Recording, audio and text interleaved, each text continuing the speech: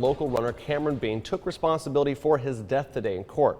Cameron was struck by a car last September while he was running. He later died from his injuries. Today in court, 60-year-old Valerie Bray pleaded guilty to 2 felony charges. Channel 3 Eyewitness News reporter Kelly McCarthy was there in the courtroom, and she joins us now live with the details. Kelly, good afternoon. John, it was an emotional day in court for Valerie Bray and her family, and for the family of Cameron Bean.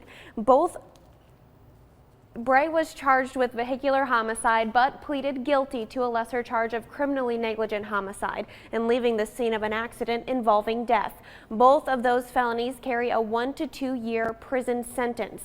And while in court today, Assistant DA Lance Pope explained to the judge how this fatal crash happened.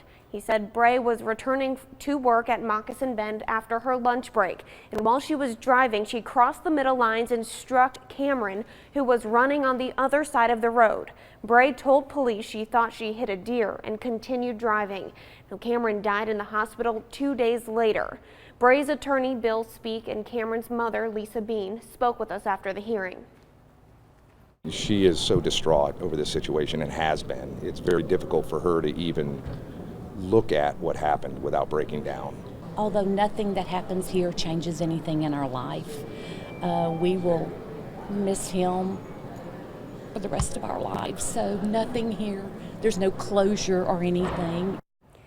Bray is currently out on bond, and she will remain out on bond until her sentencing hearing on February 21st.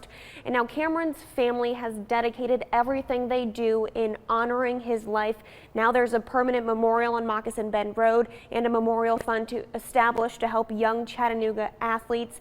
And the community has really come together since Cameron's death in this. Yeah, Kelly, a little bit of context here. There is a run that is in memory of Cameron.